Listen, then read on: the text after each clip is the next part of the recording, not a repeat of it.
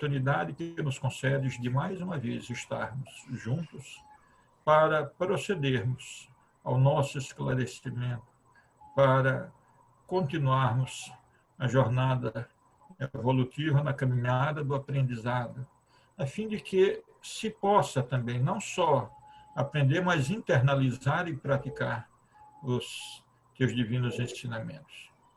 Jesus, mestre amado e querido, dissestes que onde houvessem duas ou mais pessoas reunidas em teu nome, ali tu estarias. Assim, nós temos a absoluta convicção de que estás conosco, na medida em que estamos irmanados virtualmente para darmos continuidade aos teus ensinamentos. Senhor Deus, nós queremos vos agradecer pelo dia, pela saúde que nos concedes, pela oportunidade que nos suscita, e te rogarmos que abençoe também a todos os nossos irmãos que sofrem em todas as dimensões do universo, aqueles que padecem por enfermidades das mais diversas etiologias, sobretudo aqueles que são vítimas do coronavírus, quer no Brasil, quer além fronteiras. Permita, Senhor Deus, que aí onde haja a dor e o sofrimento, também possa estar presente o bálsamo do teu divino amor que ampara, que conforta e que consola. E assim, Deus amado, Jesus, mestre querido, nesse estado de alma, nós vos pedimos permissão para darmos por iniciado mais um estudo do Livro dos Espíritos na noite de hoje, te suplicando que o anjo bendito de tua paz esteja em nossos corações, nos ampare, nos conforte, nos console e proteja hoje, Senhor, agora e sempre, Pai amado. Assim seja, Senhor. Muito bem, meus amigos. Mande ver, meu amigo Rubens. Então, vamos lá. Nós vamos iniciar hoje a questão 604 do Livro dos Espíritos. E vamos à questão, à leitura da questão. Pois que os animais, mesmo os aperfeiçoados, existentes nos mundos superiores, são sempre inferiores ao homem. Segue-se que Deus criou seres intelectuais perpetuamente destinados à inferioridade, o que parece em desacordo com a unidade de vistas e de progresso que todas as suas obras revelam. Resposta. Tudo na natureza se encadeia pelos elos que ainda não podeis aprender. Assim, as coisas aparentemente mais díspares têm pontos de contato que o homem, no seu estado atual, nunca chegará a compreender. Por um esforço de inteligência,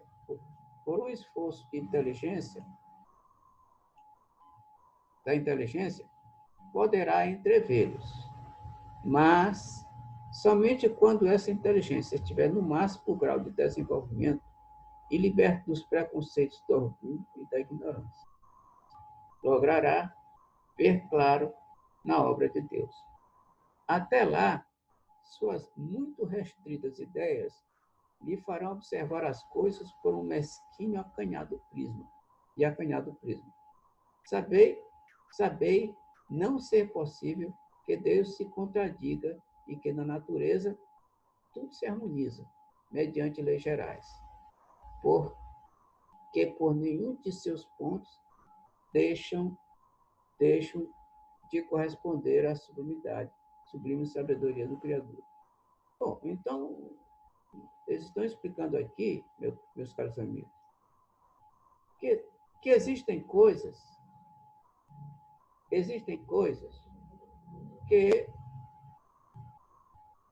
que não conseguimos entender, né?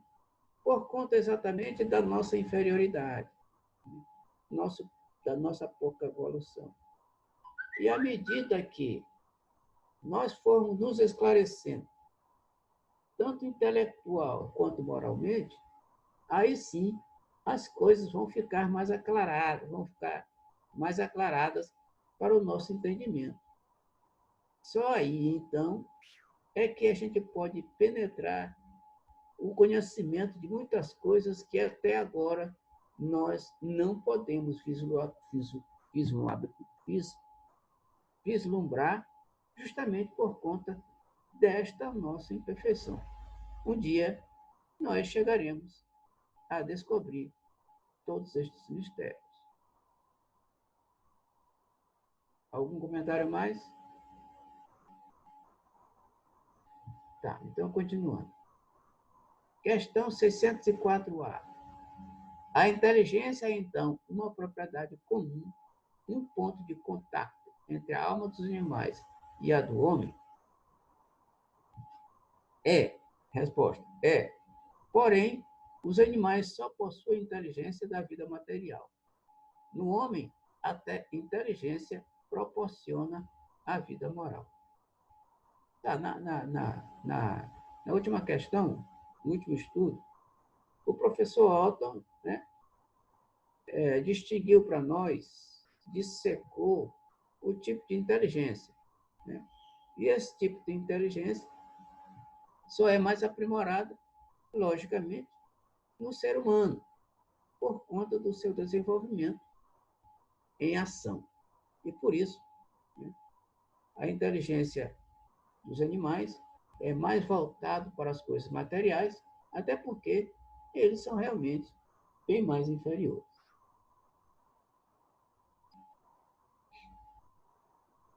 605. Considerando-se todos os pontos de contato que existem entre o homem e os animais, não seria lícito pensar que o homem possui duas almas. Não seria lícito que o homem possui duas almas. A alma animal e a alma espírita. E que, se esta última não existisse, só como o bruto poderia ele viver? Por outra, que o animal é um ser semelhante ao homem, tendo de menos a alma espírita. Dessa maneira de ver, resultaria serem os bons e os maus instintos do homem efeito da predominância de uma ou outra dessas almas? Resposta: não. O homem não tem duas almas. O corpo, porém, tem seus instintos, resultantes da sensação peculiar aos órgãos. Dupla no homem só é a natureza. Há nele a natureza animal e a natureza espiritual. Participa, pelo seu corpo, da natureza dos animais e de seus instintos. Por sua alma, participa das dos espíritos. Bom, a questão é que aqui o que estão dizendo é que nós temos em Constituição duas coisas: o corpo material e o espírito. Logicamente, eles já ensinaram mais lá anteriormente, atrás, de que entre os dois existe o perispírito, que é a forma de o espírito se comunicar através da matéria e fazer com que ela haja, tome atitudes em determinadas circunstâncias. Mas a alma é uma só. A alma é uma só. Além da alma ser uma só, a gente estudou na reunião passada que existem várias etapas da alma, né? Nosso estagiamento no mineral, no animal, no vegetal e depois no homem. E isso a gente percebeu também que a alma é apenas uma. Não existe dois tipos de alma ou três tipos de alma. A alma é exatamente só uma. Mais alguém? Questão A. 605A.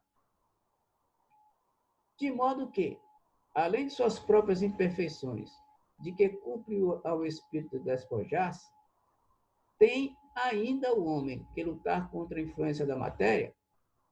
Resposta: quanto mais inferior é o espírito, tanto mais apertados são os laços que o ligam à matéria. Não vedes? O homem não tem duas almas. A alma é sempre única em cada ser. São distintas uma da outra, a do animal, a alma do animal e a do homem, a tal ponto que a de um não pode animar o corpo criado para o outro. Mas, conquanto não tenha alma, mas porquanto não tenha alma animal, que por suas paixões o nivele aos animais, o homem tem o corpo que, às vezes, o rebaixa até o nível deles. Por isso que o corpo é um ser dotado de vitalidade e de instintos, porém, ininteligentes estes e registros e restritos ao cuidado que a sua conservação requer. Aqui, ele está nos dizendo perfeitamente que o corpo exerce muita influência no espírito. Ainda mais se o espírito é mais imperfeito. Eu não sei se vocês aí já tiveram a oportunidade de ler o livro Renúncia. Tá. O livro Renúncia, romance de Emmanuel, psicografado pelo Chico, conta a história de Alcione, ou Alcione, um espírito de extrema elevação, de muita elevação, e solicitou os mentores espirituais do alto para que ela pudesse reencarnar, para ajudar um companheiro de jornada espiritual que estava bastante atrasado ainda. E os espíritos superiores disseram para ela que, se ela tinha certeza, perguntaram para ela, se ela tinha certeza que ela queria voltar para a carne, para o corpo físico, para ajudar o companheiro. Ela disse que sim, que ela gostaria de ajudar o companheiro a se levar na jornada. Só, disseram os espíritos superiores, mergulhar na carne é extremamente perigoso por conta das influências da carne do espírito. É certo que você pode ir para ajudar, mas tem que prestar atenção que o corpo material é algo instintivo, como já falaram aqui os espíritos, é algo instintivo. E esse instinto, muitas das vezes, pode levar, algumas vezes, ao espírito encarnante deslizar e tropeçar em alguma pedrinha no meio do caminho. Então, apesar de algumas vezes ter espírito um pouco evoluídos, a influência da carne é muito grande. E as tentações do corpo material são as mais inimagináveis possíveis. E todo mundo aqui sabe. Todos nós aqui sabemos. As tentações são de ordem das mais variadas. Tentação da gula, tentação das drogas, tentação de um monte de coisa que o ser humano pode cair, pode se enveredar e complicar mais a sua vida. Ou seja, atrasar a sua evolução. Comentário de Kardec. Encarnado no corpo do homem, o espírito lhe traz o princípio intelectual e moral, que o torna superior aos animais.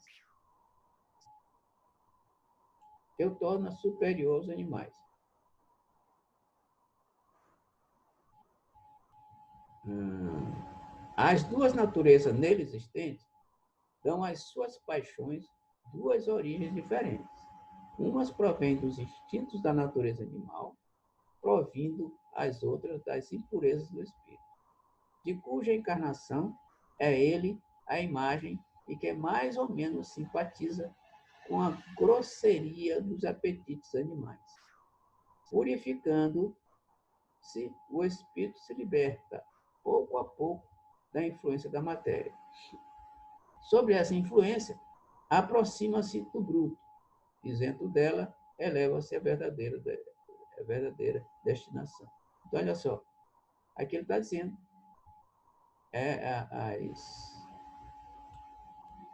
os perigos, entre aspas, que o mergulho na carne vai nos trazer. Então, a influência da matéria é muito grande. É muito grande. E sendo muito grande, algumas vezes a gente balança, cai ou não. Isso vai depender da evolução do espírito. Quanto mais evoluído ele for, menos influência essa matéria vai se estender sobre ele. Então, quando a gente resolve batalhar, quando a gente resolve evoluir, né, constantemente, sem estar atrelado às tentações mundanas, aí sim nós poderemos chegar à verdadeira iluminação. Rubem, Diga. dá uma licença. Pois não. Inicia o texto aí, coloca na tela a parte inicial Essa questão. dessa passagem. Essa questão. Aqui, não. Espera aí. Aí, tá bom? Não. Espera aí. Olha,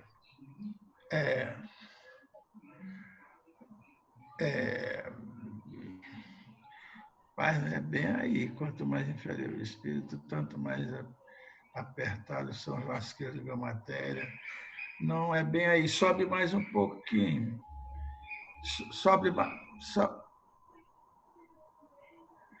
Mais um pouco.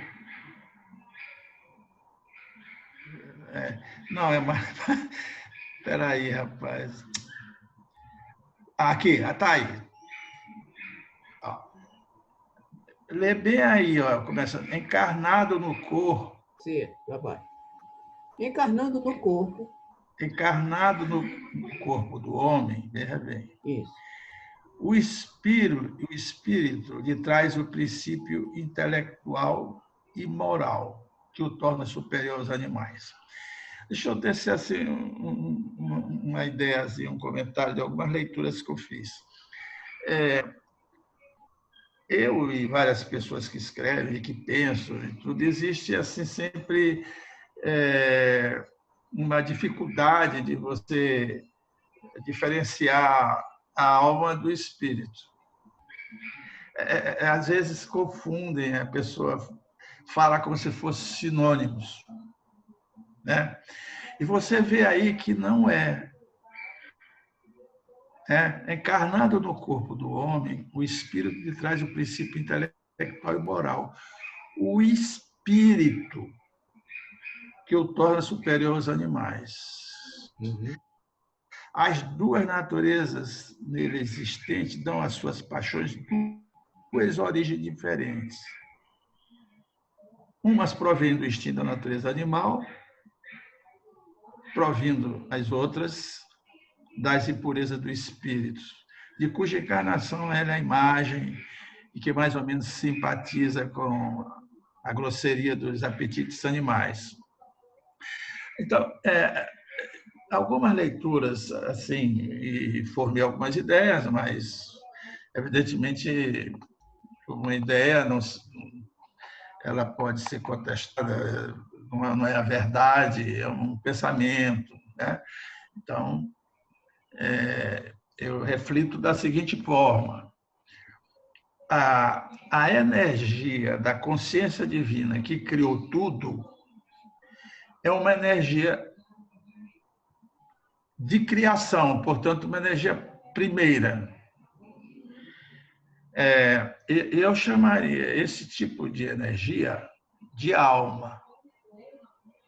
Porque toda criatura, todo pensamento divino de constituir criaturas é uma frequência chamada básica, é uma frequência de emissão eletromagnética básica, onde compõe todo o universo.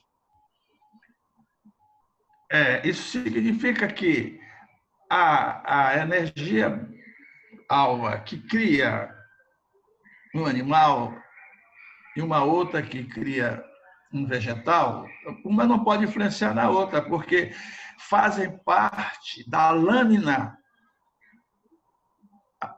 eletromagnética básica, que é o barro, de onde Deus usou esse barro para compor os corpos e os desenhos das criaturas.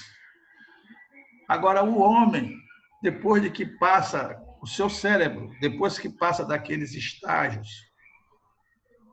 3 estágios de evolução, com a evolução o cérebro foi sofrendo estágios diferentes, até chegar na camada paracortical, a partir daí é que vem a luz do Espírito Santo. Então, aí o espírito é exatamente aí, tem um princípio intelectual, traz o princípio intelectual e moral. Então, nós temos alma e espírito. E, às vezes, o pessoal confunde alma com espírito, espírito com alma, faz maior confusão. Eu vejo assim, pode ser que esteja uma interpretação errônea, mas é uma forma que eu vejo. O espírito, por isso que existe o barro e o sopro. O espírito é o sopro, que é uma energia diferenciada que ele coloca na alma. Aí, esse espírito, ele tem essa capacidade, tem esse princípio intelectual e moral. Né?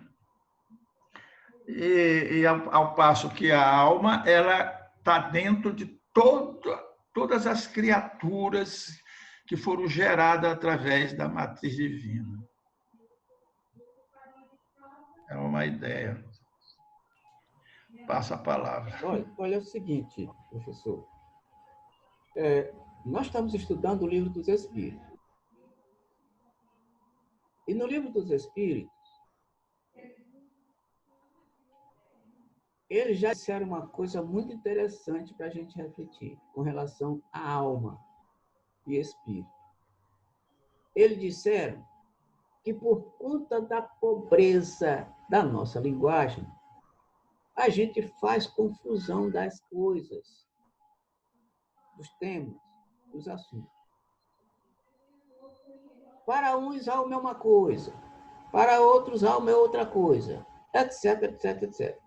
Isto, no início do livro, eles distinguiram exatamente qual é o significado de alma e o significado de espírito. Eu não sei se vocês estão lembrados, mas no início, antes, inclusive a gente ainda estava lá no centro, antes da pandemia, e nós estudamos essa passagem lá, nós lemos. Que por conta da pobreza da nossa linguagem, a gente pode interpretar a alma de várias formas, de vários sentidos. E por isso, as confusões que nós encontramos com relação aos termos, com relação às palavras. E que, às vezes, uma palavra tem vários significados diferentes e que, no fundo, né, é a mesma coisa.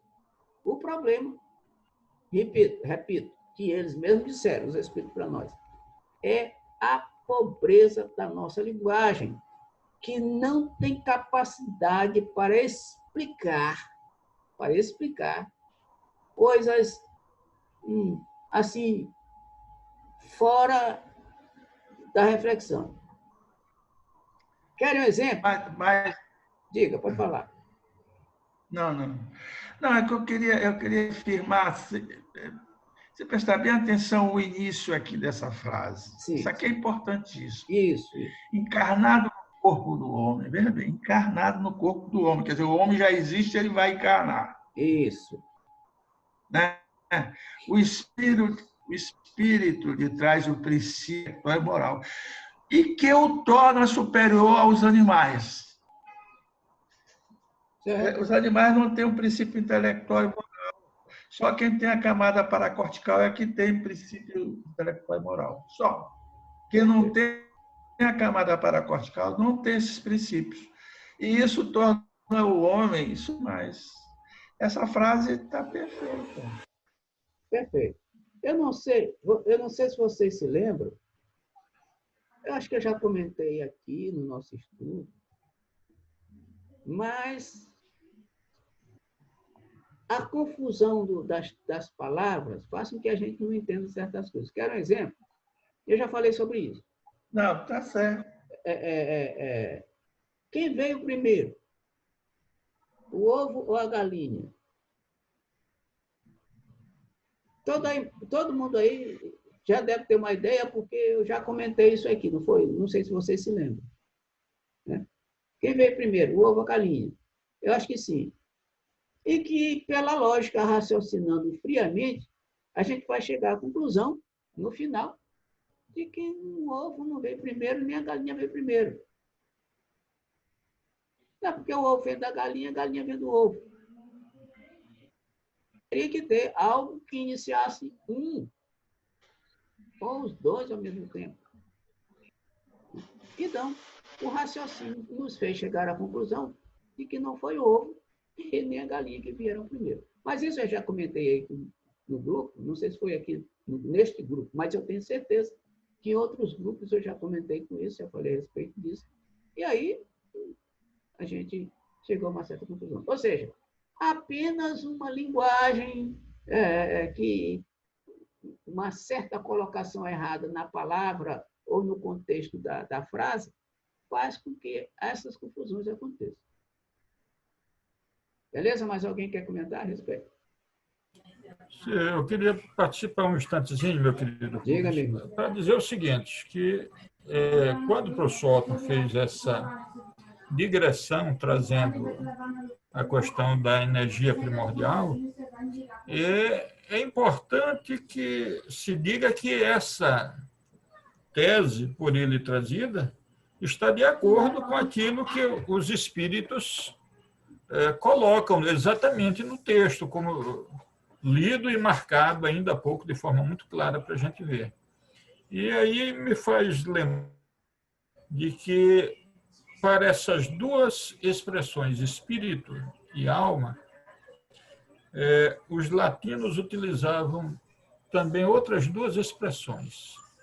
Ânima como princípio vital, que equivaleria à alma, e que, naturalmente, os animais a têm, os vegetais também a têm, e o ânimos, que é exatamente a presença desse aspecto intelectual, moral, que o professor Otton nos mencionou, que é característica de quem possui a camada subcortical, aliás, a camada cortical do cérebro só está presente no homem.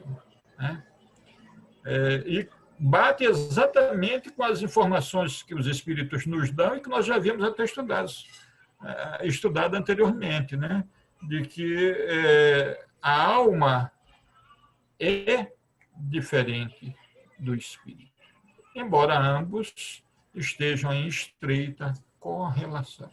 A primeira existe nos seres que ainda não alcançaram o estágio hominal. O segundo só existe na espécie humana. É só, meu querido Rubem. Beleza. Então, vamos lá. Questão 606. De onde tiram os animais o princípio inteligente que constitui a alma de natureza especial de que são dotados? Resposta: do elemento inteligente universal. Esse elemento inteligente universal, pessoal, nada mais é do que o fluido universal. Que este fluido universal, né, que é de onde emana tudo que existe, logicamente, juntamente com Deus e o Espírito, que a gente já viu anteriormente, na questão 27 do Livro dos Espíritos, por exemplo, tudo emana daí. Então, o princípio inteligente vai sair exatamente do princípio do fluido universal, que é elemento inteligente universal. Olha aí, outro termo que os espíritos estão usando aqui, e já usaram outro termo anteriormente, que foi fluido universal. Aqui eles estão falando de elemento inteligente universal, que é a mesma coisa. Que é a mesma coisa.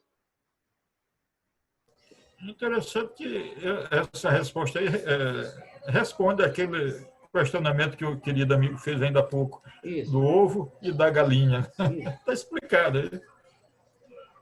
Muito bem, isso mesmo. Mais alguém? Vamos lá. Questão 606A. Então, emanam de um único princípio a inteligência do homem e a dos animais? Resposta: sem dúvida alguma. Porém, no homem, passou por uma elaboração que coloca acima da que existe no animal.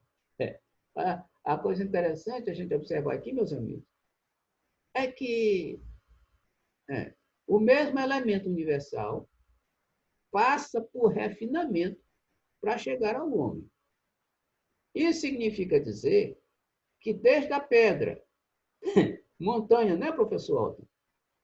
Desde o mineral, até... Exatamente, Rubem. Isso.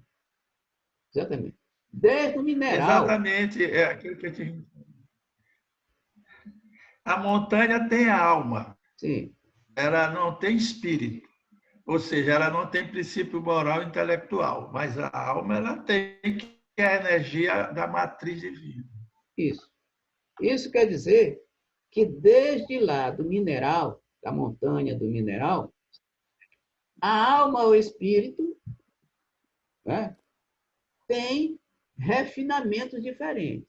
A cada estágio mais evolutivo, esta alma ou este espírito vai sendo refinado, até chegar no homem e depois até o anjo, os arcanjos, Perfeito, perfeito. etc. Diga, professor.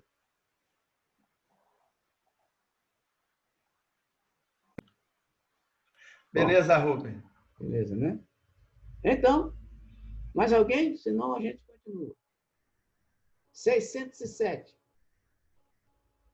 Dissestes que o estado da alma do homem, na sua origem, corresponde ao estado da infância na vida corporal, que sua inteligência apenas desabrocha e se ensaia para a vida, onde passa o espírito essa primeira fase do seu desenvolvimento. Onde passa o espírito essa primeira fase do seu desenvolvimento. Numa série, olha a resposta linda, numa série de existências que precedem o período a que chamais da humanidade. Antes da humanidade, o que tinha aqui antes da humanidade, pessoal? De uma série de existências. O que tinha antes da humanidade? Quando a gente percebe a criação divina, Deus vai criando primeiro o quê? O primeiro criou a Terra. Os céus e a terra e as estrelas. Depois, na terra, ele foi criando as outras coisas. O homem só chegou ao último. O rascunho do homem foi o último. Para talvez dar a entender para a gente de que as coisas só vão se aperfeiçoando à medida que a gente vai criando. Então, Deus criou os animais, os minerais, os peixes, etc, etc, etc, refinando isso aí até chegar no homem. Então, repetindo, a gente passa por todas estas fases, de acordo com a resposta dos Espíritos, por todas essas fases: mineral, vegetal, animal e homem. Ainda tem mais depois, que é anjo e etc, etc. Então, tá completamente respondida a questão. Isso aqui significa o quê? Evolução.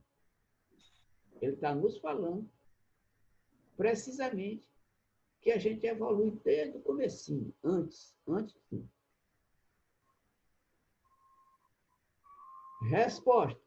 Sim, já a gente já viu a resposta. Então, se mais alguém tiver alguma coisa para comentar, senão a gente continua. Questão 607A. Parece que, assim, se pode considerar a alma como tendo sido o princípio inteligente dos seres inferiores na criação, não? Resposta. Já não dissemos que tudo na natureza se encadeia e tende para a unidade? Nestes seres, cuja totalidade estás longe de conhecer, é que o princípio inteligente se elabora, se individualiza, pouco a pouco, e se ensaia para a vida. Conforme ele está falando aqui, ensaia para a vida até chegar nos minerais, né, nos orgânicos. É, de certo modo, um trabalho preparatório como o da germinação, por efeito do qual o princípio inteligente sofre uma transformação e se torna espírito. Aí se torna espírito. Isso mesmo, professor. Entra, então, o período da humanização, que, começando a ter consciência do seu futuro, capacidade de distinguir o bem do mal e essa responsabilidade dos seus atos. Assim,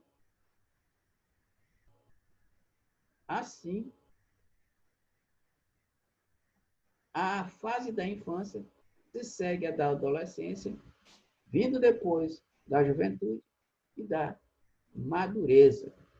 Nessa origem, coisa alguma há de humilhante para o homem. Sentir-se-ão humilhados os grandes gênios por terem sido fetos informes nas entranhas que o geraram. Se alguma coisa há que lhe seja humilhante, é a inferioridade perante Deus e sua impotência para lhe sondar a profundeza dos desígnios e para apreciar a sabedoria das leis que regem a harmonia do universo. Reconhecer a grandeza de Deus nessa admirável harmonia, mediante a qual tudo é solidário na natureza. Acreditar que Deus haja feito, seja que for, sem um fim, e criado seres inteligentes sem futuro, para blasfemar da sua bondade e que se estende por sobre todas as suas criaturas. Bom, aqui eles estão confirmando a evolução. E estão dizendo também que tudo que Deus faz, que tudo que Deus cria tem uma finalidade. Ou seja, ainda, tudo que acontece na nossa vida tem um objetivo, tem uma finalidade. O sofrimento, a dor, tem um objetivo. Tem objetivo terapêutico.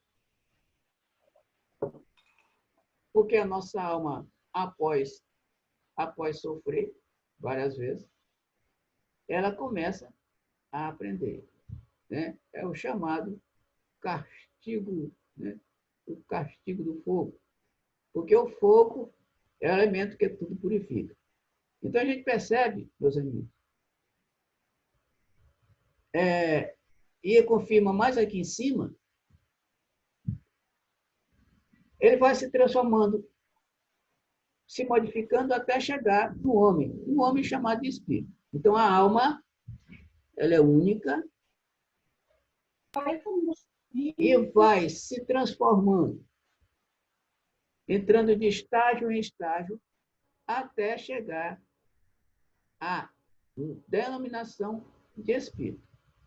Mas acontece que o espírito nada mais é do que uma refinação da alma, que a gente falou anteriormente, reportando as questões anteriores de que a alma existe em tudo quanto é lugar. Só que ela vai se refinando até chegar a espírito. Bem, tudo que a gente está falando aqui é ciência pura. Aliás,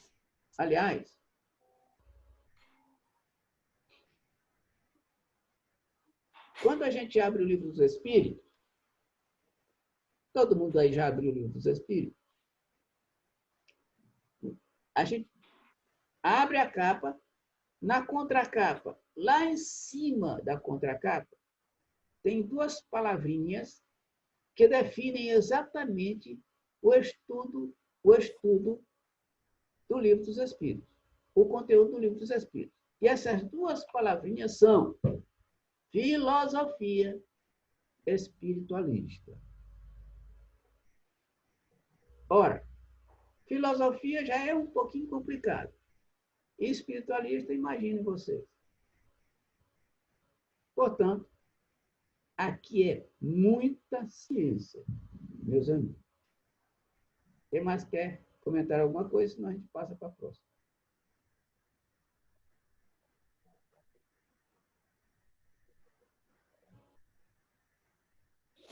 Então, vamos lá. 607b. Esse período de humanização principia na Terra? Resposta. A Terra não é o ponto de partida da primeira encarnação humana. O período da humanização começa geralmente em mundos ainda inferiores à Terra.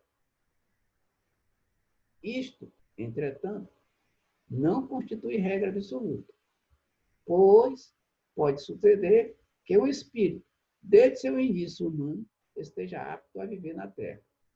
Não é frequente o caso. Constitui antes uma exceção. Então, a gente pode, né, reencarnar em vários planetas anteriores à Terra e depois chegar aqui. Ou então, vir para cá de planetas superiores, mais elevados, e vir para cá numa determinada missão. Quer um exemplo? O paraíso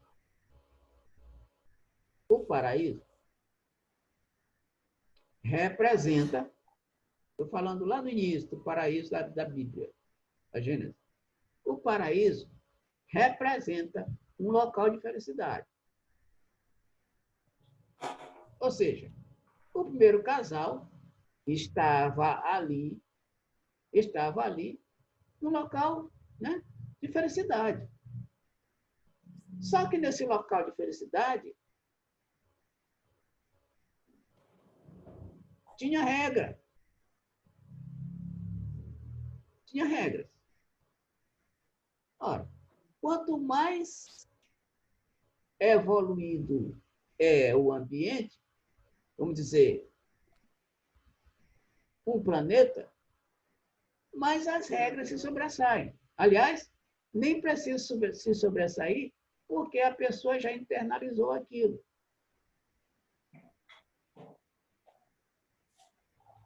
Então,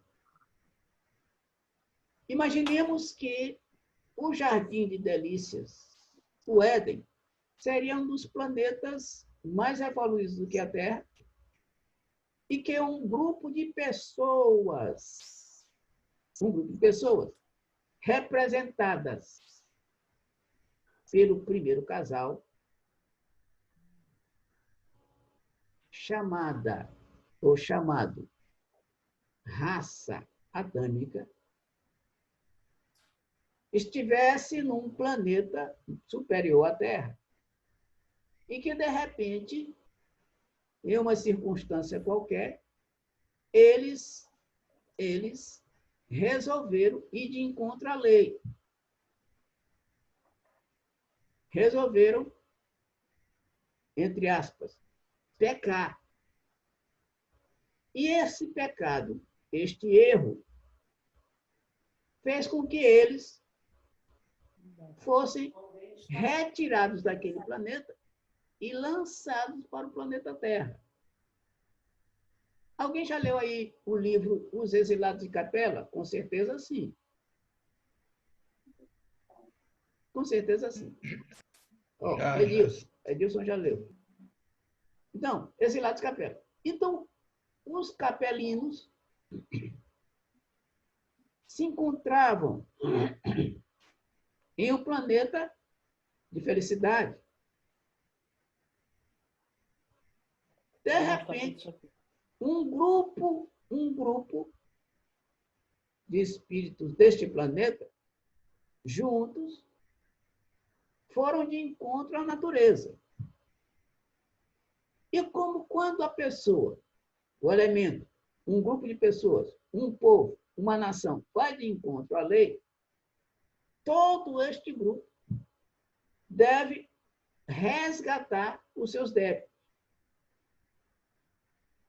Exemplo, resgate coletivo. Você já ouviu? Todo mundo já ouviu falar. Resgate coletivo. Um grupo de pessoas vai pagar um débito praticado na época anterior. Então, os exilados de Capela vieram para cá. Mas eles não vieram para cá inutilmente. Deus sabia o que estava fazendo. Aliás, a lei sabia o que estava fazendo.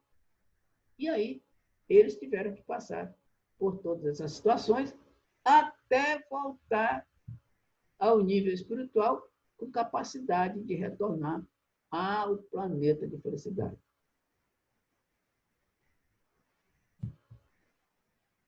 Mais alguém? Questão 608. O espírito do homem tem, após a morte, consciência de suas existências anteriores ao período da humanidade? Resposta: não, pois não é deste período que começa a sua vida de espírito. Difícil é mesmo que se lembre de suas primeiras existências humanas, como difícil é que o homem se lembre dos primeiros tempos de sua infância, e ainda menos do tempo que passou no seio materno. Essa é a razão por que os espíritos dizem que não sabem como começar. Olha que coisa interessante. A gente não tem acesso. A nossa memória espiritual não tem acesso a isso. A gente pode ter acesso, companheiros, como está dizendo aqui, até algumas encarnações anteriores. Porque está muito no fundo do nosso subconsciente. Mas o certo é que está tudo lá gravado. Só que a gente não pode ter acesso, não tem condição de não ter acesso.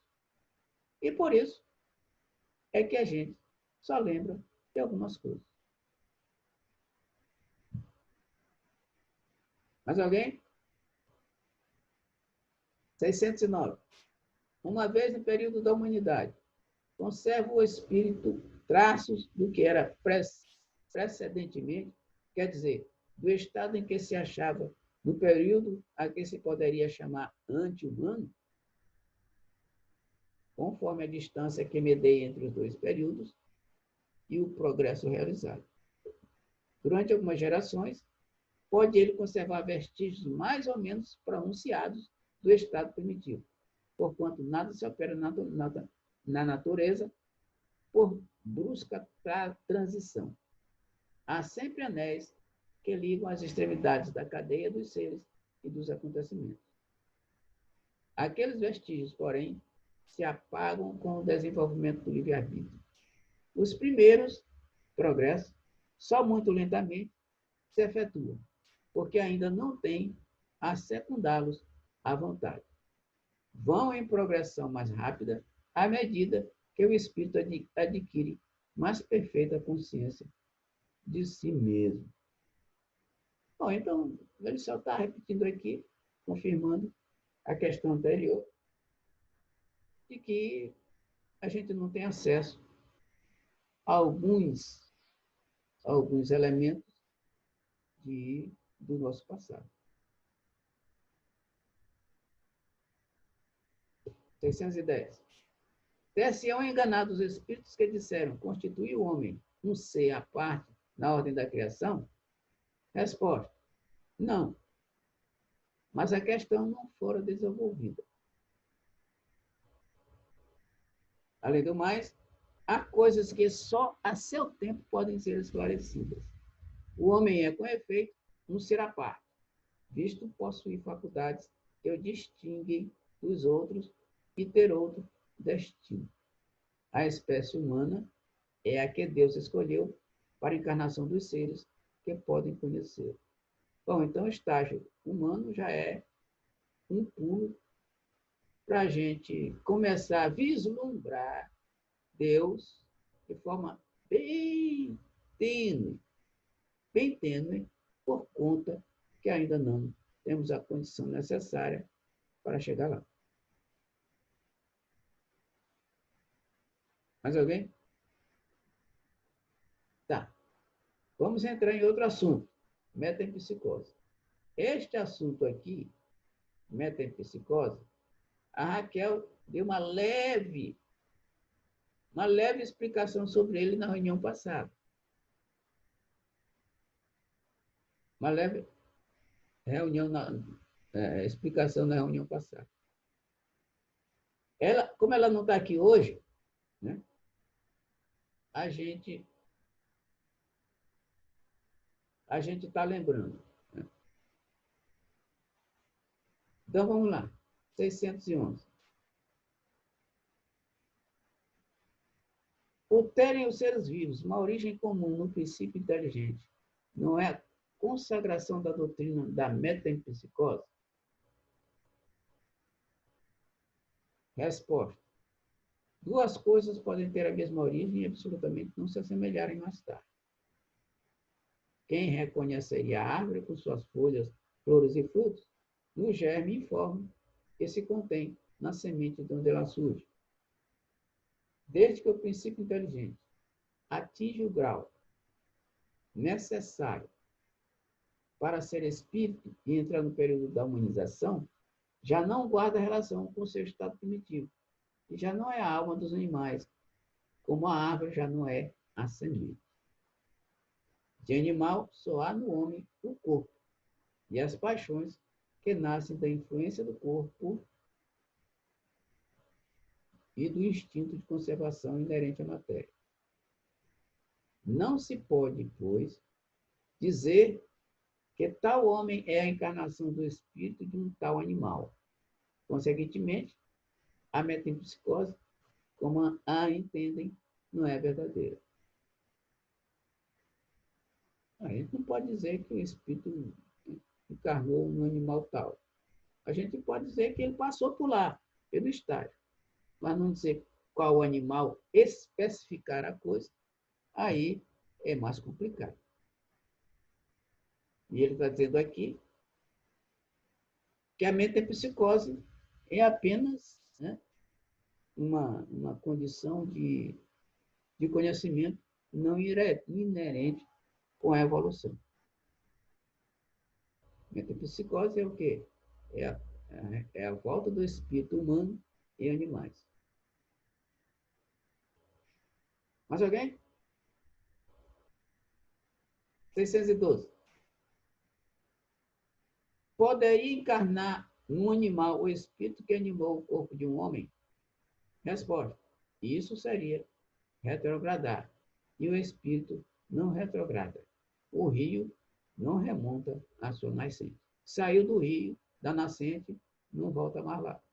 Ou seja, saiu do reino animal, saiu do reino vegetal, saiu do reino mineral, já não tem mais condição de voltar para lá.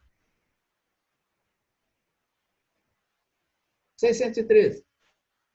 Embora de todo errônea, a ideia ligada à metempsicose não terá resultado do sentimento intuitivo que o homem possui de suas diferentes existências?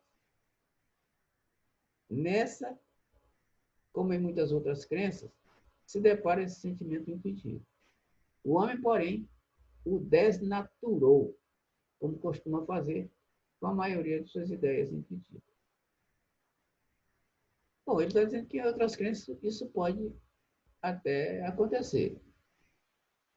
Mas nem toda crença tem um respaldo verdadeiro. Nem toda crença. Então, eles estão dizendo aqui que a evolução é um fato. E sendo um fato, é impossível existir a metempsicose. É impossível. Comentário de Kardec. Seria verdadeira metempsicose se indicasse a progressão da alma passando de um estado inferior a outro superior, ou onde adquirisse desenvolvimentos que lhe transformassem a natureza. É, porém, falsa no sentido da transmigração direta da alma do animal para o homem, e reciprocamente, o que implicaria a ideia de uma retrogradação ou difusão. Ora, o fato de não poder semelhante fusão operar-se entre os seres corporais das duas espécies mostra que estas são de graus inassimiláveis, devendo dar-se o mesmo com relação aos espíritos que as animam. Se o mesmo espírito as pudesse animar, alternativamente, haveria, como consequência, uma identidade de natureza, traduzindo-se pela possibilidade da reprodução material. Então, o comentário de Kardec apenas confirma e dá mais nitidez ao que os espíritos falaram para nós a respeito da metempsicose. Continua ele. A reencarnação, como os espíritos a ensinam, se funda, ao contrário, na marcha ascendente da natureza e na progressão do homem dentro da sua própria espécie, porque em nada lhe diminui a dignidade. O que o rebaixa é o mau uso que ele faz das faculdades que Deus lhe outorgou para que progrida. Seja como for, a ancianidade e a universalidade da doutrina da metempsicose, e bem assim, a circunstância de a terem professado homens eminentes, provam que o princípio da reencarnação se radica na própria natureza. Antes, pois, constituem argumentos a seu favor, que contrários a esse princípio. O ponto inicial do espírito é dessas questões que se prendem à origem das coisas e de que Deus guarda o segredo. Dado não é ao homem conhecê-las de modo absoluto. Nada mais lhe sendo possível a tal respeito do que fazer suposições, criar sistemas mais ou menos prováveis. Os próprios espíritos longe estão de tudo saberem, e acerca do que não sabem, também podem ter opiniões pessoais mais ou menos sensatas.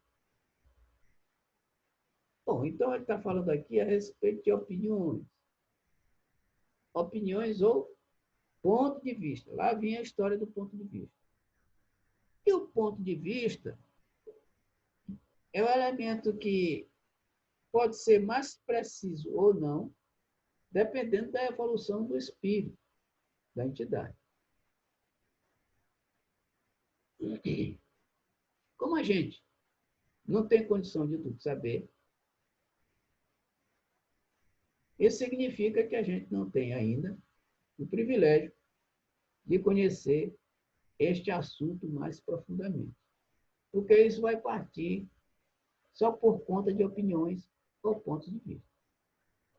Continua Kardec. É assim, por exemplo, que nem todos pensam da mesma forma quanto às relações existentes entre o homem e os animais.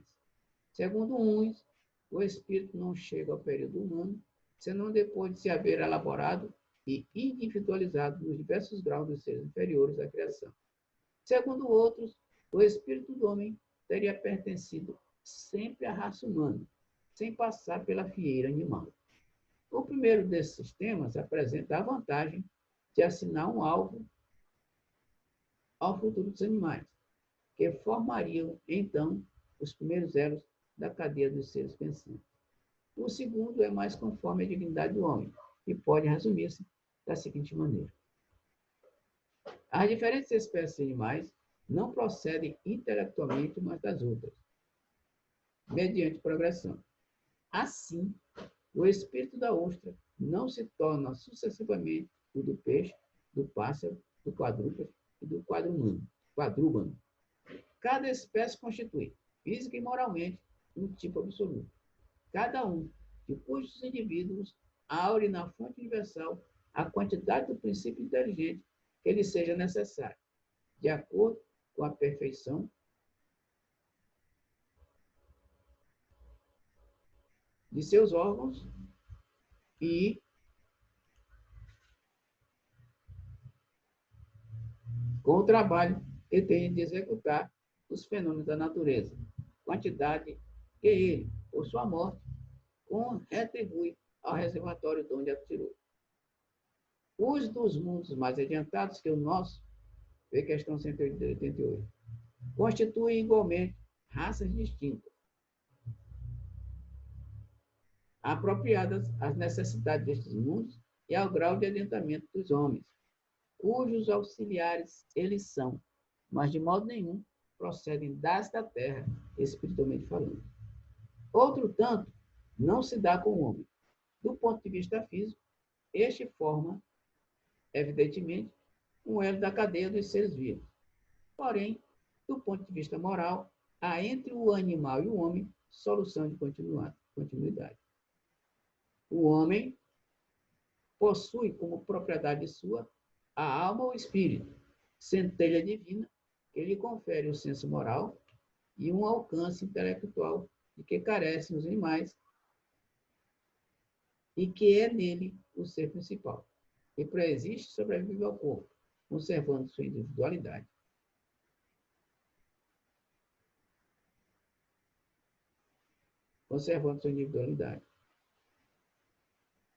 Qual a origem do espírito? Onde o seu ponto inicial? Forma-se do princípio inteligente individualizado? Tudo isso são mistérios que fora inútil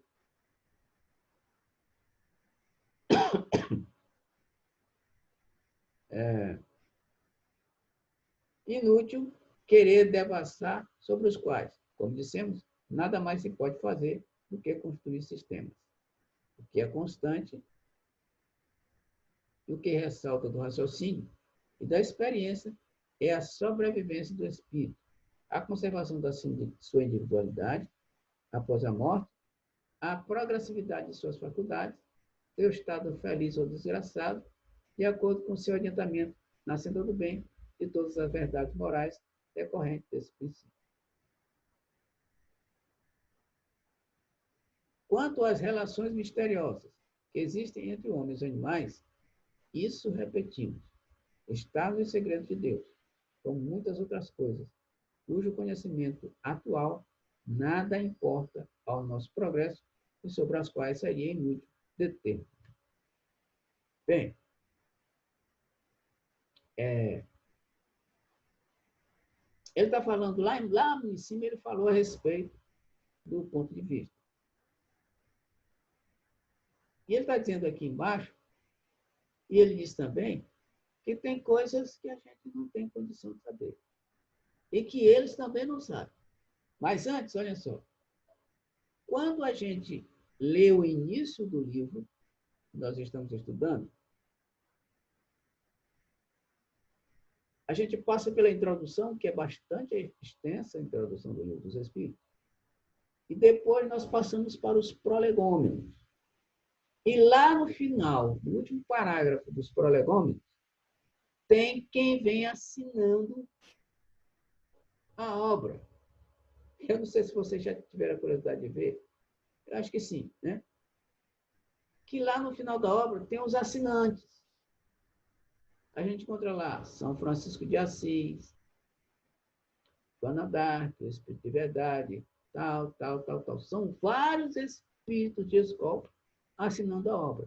E eles, muitas das vezes, eles estão dizendo aí que eles não sabem responder, apesar da evolução deles. Então, tem coisa que realmente a gente, por mais que rebusque, não vai achar a solução e a resposta. Bom, meus amigos, mais alguém para comentar a questão ou as questões anteriores?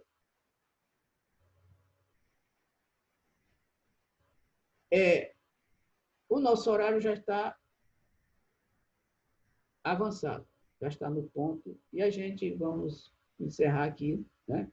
E passar para a próxima fase da leitura, terceira parte, olha só, a gente está já na terceira parte do livro. Estamos terminando. Eu concordo. Terceira parte do livro. Tá certo, então, meu querido Rubens. Então, nós encerramos hoje aqui nessa questão e na próxima quarta-feira nós iniciaremos a parte terceira, tratando já das leis morais, né? Meu querido Rubens, eu sei que sua garganta já está bastante, digamos, exigida, né? Mas se o amigo pudermos fazer a nossa oração de encerramento, agradecemos. Então, vamos lá. Vamos fechar os olhos, mais uma vez, orar.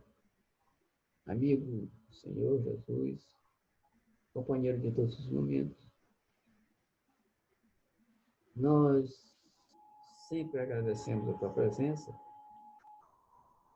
e também a presença dos espíritos que trabalham conosco nesta tarefa.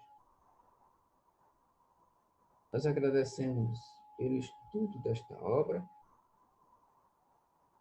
que tem nos esclarecido muito com relação ao conhecimento da ciência espiritual ou espiritualista e nos ajudado a refletir sobre muitos aspectos do mundo espiritual. E este mundo espiritual, nós já aprendemos, Senhor, que é uma realidade. Esta realidade está presente nas nossas vidas, principalmente quando nós começamos a nos interessar pelo estudo da espiritualidade. Pedimos a tua ajuda para todos nós aqui presentes na reunião, que a tua bênção nos envolva e envolva os nossos familiares, os nossos amigos, os nossos parentes, os nossos vizinhos, para que, Senhor, a paz continue em nossos corações, fortalecendo os nossos espíritos e as nossas almas. Assim, pedimos a permissão, Senhor, de dar por encerrado o trabalho da noite, rogando paz, harmonia e tranquilidade, hoje e sempre. Que assim seja. Que assim seja. Uma ótima noite a todos, meus amigos. Grande Raimundo.